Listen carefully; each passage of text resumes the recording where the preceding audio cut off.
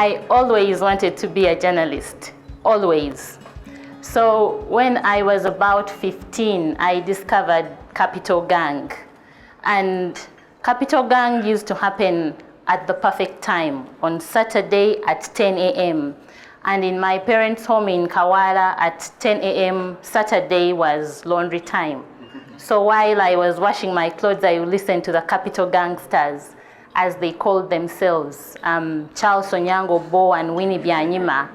And they would have several other guests that, they would host on the show, and they would talk about what happened in the week in the country.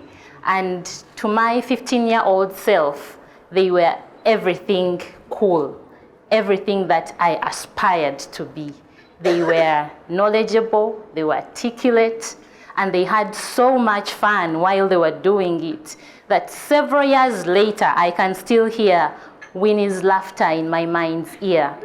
So that was the moment that I decided, if that is what journalism is about, I want to be a journalist. And I had always told myself, because like many of us here, I was also a reader.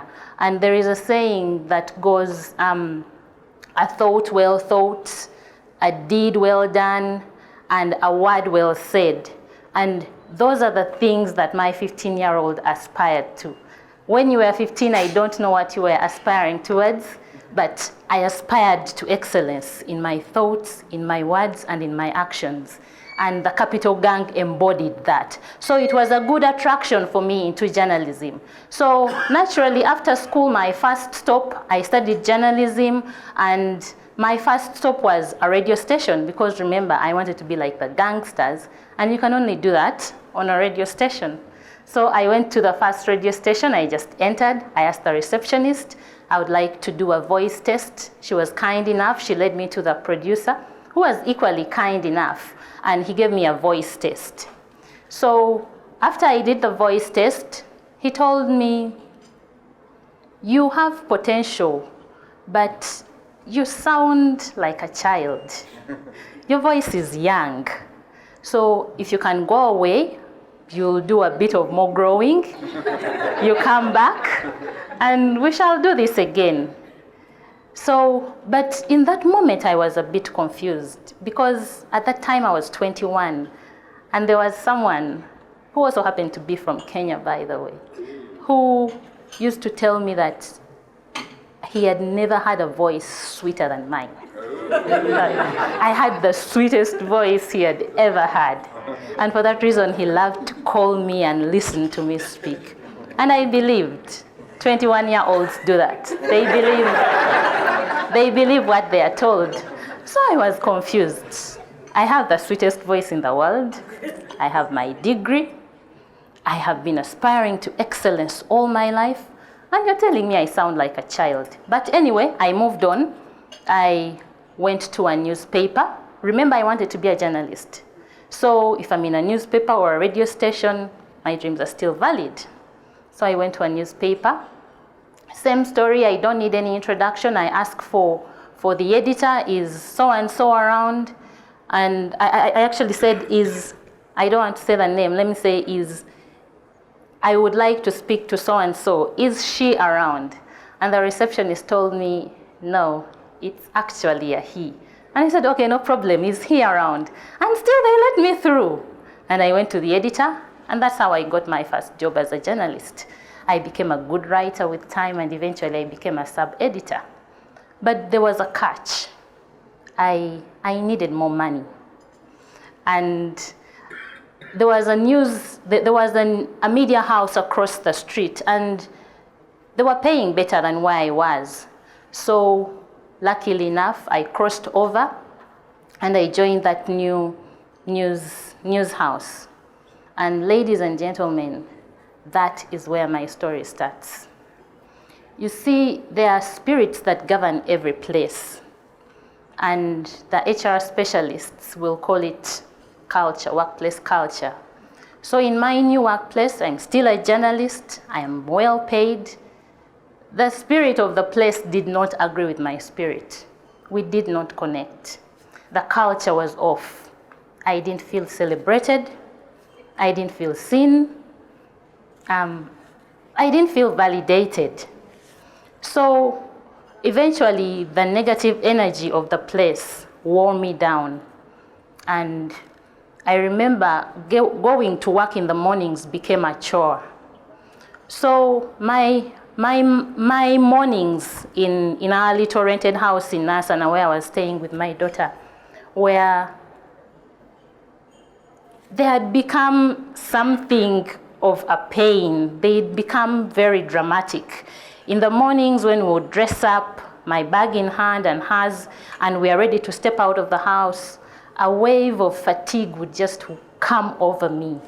And I would just bow under it, get down on the floor and just lie flat and cry and tell the Lord, I can't keep going to this workplace. But I would get up, my daughter would call me and tell me, Mommy, I'm going to be late, we are always late. Teacher Susan said we have to be early. So I would get up and go to work.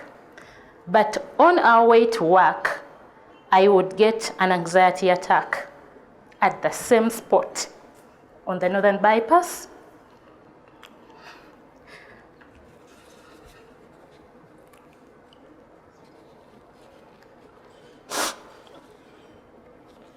On the Northern Bypass, along the Boise flyover. And I would get an anxiety attack every single day. I would then drop my daughter, get to work, and the moment I would enter that office, go through the security, I would get a headache. And I would have a dull headache with me every single day. But at the end of the day, the headache would wear off. Eventually, this went on for a while, for like 6 years. And you may be seated there and you're asking me, why didn't you leave? I couldn't leave. I looked for jobs and I wasn't getting any offers. And I had my daughter and I was the sole provider for her. If I go down, she goes down with me. So I stayed in there and eventually I broke down further. I became insulin intolerant, but thankfully it didn't grow into fully fledged diabetes. But the doctor told me to be careful and listen to my body because it was warning me. So the last time I fell flat on that floor at our house, I told the Lord, I'm done praying. If you want to help me, you're going to help me. And that is when I got a job. I remember coming from the job interview, and the women will understand, we always have that one friend that we tell everything to. So when I came from the job interview, I'd gotten my offer letter. I came back to office and I dialed 169. And on the other side of 169 was my friend Barbara. And she's like, hello, you're back? I said, I'm back. It's like, did you get the job? Should I scream? I told her, I got the job, but don't scream. The money is too little. The money is just too little. But I need to get out of this place because it will kill me. So that day, I think I didn't give notice. I was already tired. I wasn't going to do the 30 days notice. Actually, because I was at a sort of a junior middle level, whatever it's called, I was supposed to give 60 days notice, and I said, no, I'm not giving no one notice. So I came in Thursday, and Saturday I was out of there. I gave in my resignation letter, but when I walked out of there, I told myself that the Patricia I knew at 15, who aspired to excellence, is still an excellent woman. She's still brilliant, she's hardworking, and she's kind. Whether the world sees that or not, that is none of my business. I am those things, and I am choosing myself. I am choosing my dignity over a salary. I am choosing my physical and mental well-being over a big brand, a big brand organization.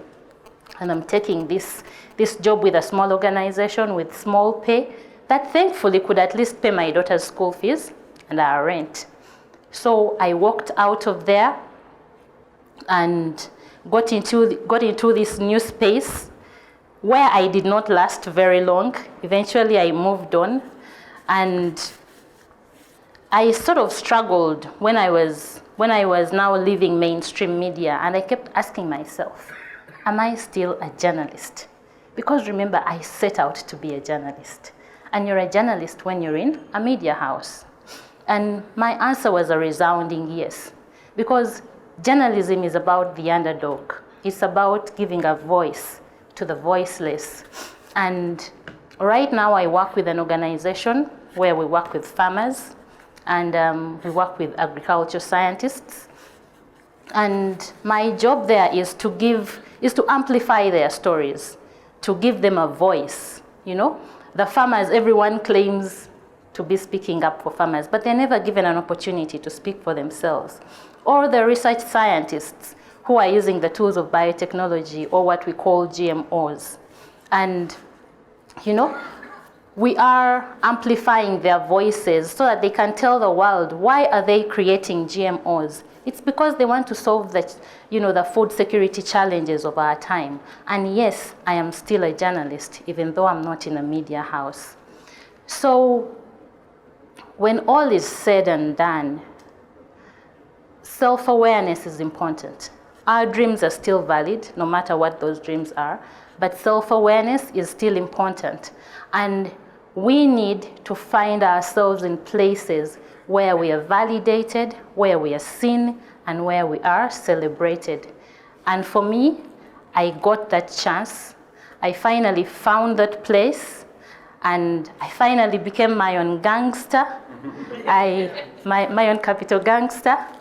I'm in a place where I am allowed to be intelligent, where I can think, where I am celebrated, where I am seen, and most importantly, I have a lot of fun while I'm doing it.